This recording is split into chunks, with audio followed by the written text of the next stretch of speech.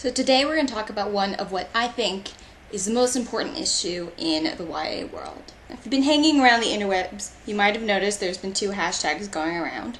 One is the We Need Diverse Books hashtag, and the other one is the Diversify Your Shelf hashtag. Now, diversity is a really important thing in basically anything that you're doing, but particularly in mass media entertainment, because that is what reaches people, and that's what teaches people that, hey, there are different races and different types of people in the world.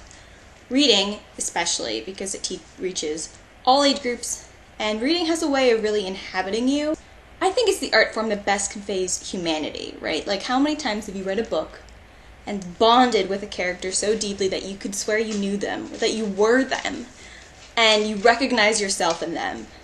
So I think it's the best way, and clearly Ginger agrees, that in books, having diverse characters is just the way to teach we are all one. We're all the same.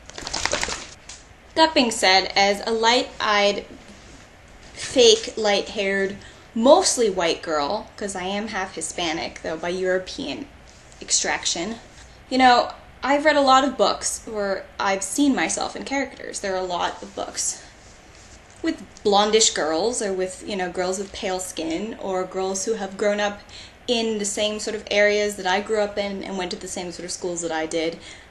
And you take that for granted. Now, I don't know the statistics right off the top of my fake blonde head, but I do know that the percentage of people of color and LGBTQI and whatever letters you want to throw in there, more letters the better, because that's more inclusivity. I do know that the percentage of those people represented in YA and children's literature is horrifically low.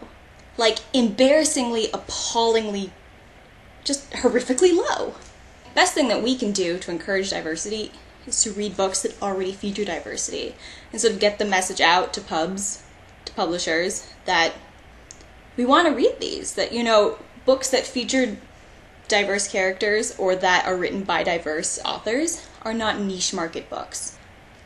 And for some reason, people think that, like, oh, white people, we can't connect to those issues, but humans can connect to any human issue you want. Why would you think that, you know, Latinas can read about white people, but white people can't read about Latino people?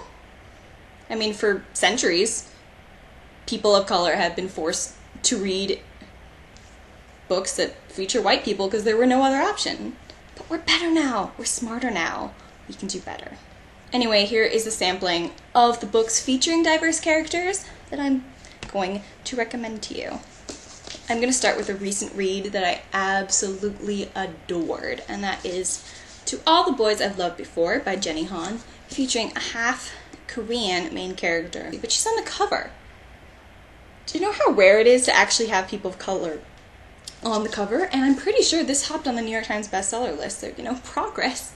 It happens. Featuring a diverse main character, written by a diverse female author. It's just this book.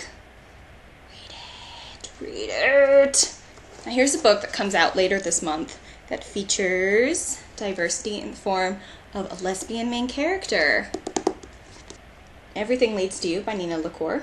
And it's one of those books where her sexuality just is not the point. It's sort of very true to life in that it's just sort of, you know, I think the main character has dark brown hair and she works in the movie industry and she happens to like girls. And it's not so much a book that's completely about, oh, she's gay, it's a problem. It's not. It's literally just an aspect of the story, the way that heterosexuality is so often treated in other stories. Team Human by Sarah Rees Brennan and Justine Larbaliester. I've never known how to say that name. Anyway, the main character in this one is half Chinese, I believe, or fully Chinese. Can't remember, other than the fact that she's completely awesome. This is a really funny sort of spoof of vampire novels, and I really recommend checking it out. And if you want even more half Asian or partially Asian characters, I would recommend checking out Sarah Rees Brennan's other series, Unspoken, The Lindgren Legacy. The main character is a quarter Japanese, and she is completely adorable. What I love a lot is some really successful authors who know they're going to reach millions of readers. Take advantage of that by making a point to include as much diversity in their books as possible. And one of the best-selling authors currently writing YA, one of my personal favorites, made very sure to do that. The Heroes of Olympus series by Rick Riordan, which is, if you don't know, because you've been living under a rock on another planet or something, or you're a time traveler and you just have never heard of it quite yet, it's the spin-off series of the Percy Jackson and the Olympian series. It features sort of a core 7 main characters, and 4 of them are people of color, and there's one secret character who puts the Q in LGBTQ, and boy was that a thrill to discover. And now a pair of books featuring sexual diversity and sexual orientation. One is Far From You by Tess Sharp. I haven't read it yet, but I can definitely recommend it to you because I know about 15 people who say that this is one of their favorites of the year and possibly their favorite debut.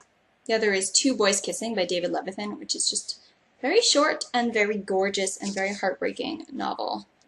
And now I'm going to feature some books who are written by authors who are themselves diverse. Here are some I have not read yet, but I own, and I will definitely make a point of getting to them soon because I want to diversify my shelf. This one is Anti-Goddess by Kendari Blake, The Lost Girl by Sangu Mandana, and then Angel Fall by Susan E., which is a very popular book, and I actually own the sequel back here in my crazy stack somewhere, and so I will definitely make a point to get to that one. Then there are the uber bestsellers, which I have read and loved and can unequivocally recommend. Shatter Me by Tahar Mafi, and Legend by Marie Lu. I've actually met her. We had lunch once. I made a complete fool of myself, but Marie is awesome. So yeah, you should definitely read her series. The Ring and the Crown by Melissa de la Cruz. Melissa de la Cruz, she is a super best-selling author, and I haven't read any of her like super really popular ones like the Blue Bloods books, but I did read The Ring and the Crown recently, and I actually really enjoyed it. And then I'm going to finish with one book I have read and one book I have not. And the book I have not is Dueled by Elsie Chapman. Sci-fi. I know the sequel's coming out soonish, so I might read this before the sequel comes out.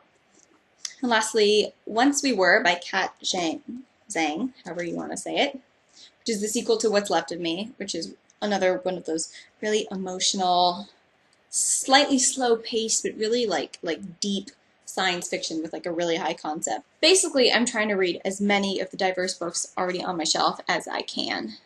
And then my other goal is to buy many, many more because it really was an eye-opening experience for me to go through my shelf trying to find all the diverse reads and discovering I just don't have nearly as much as I thought I had or that I would have hoped I had. So yeah, I hope this helped inspire you to diversify your own shelf. And now, thank you for watching this whole video. I would tell you about the fun part, which is giveaway. I'm going to give away one copy to an American viewer of any of the books that I featured in this vlog. Ways to enter the giveaway: subscribe to my channel and then either comment on the video itself or go to the post on my blog that features this video and comment on that. And then you will be automatically entered to win, provided you have a US mailing address. Thank you so much for listening and have a great day.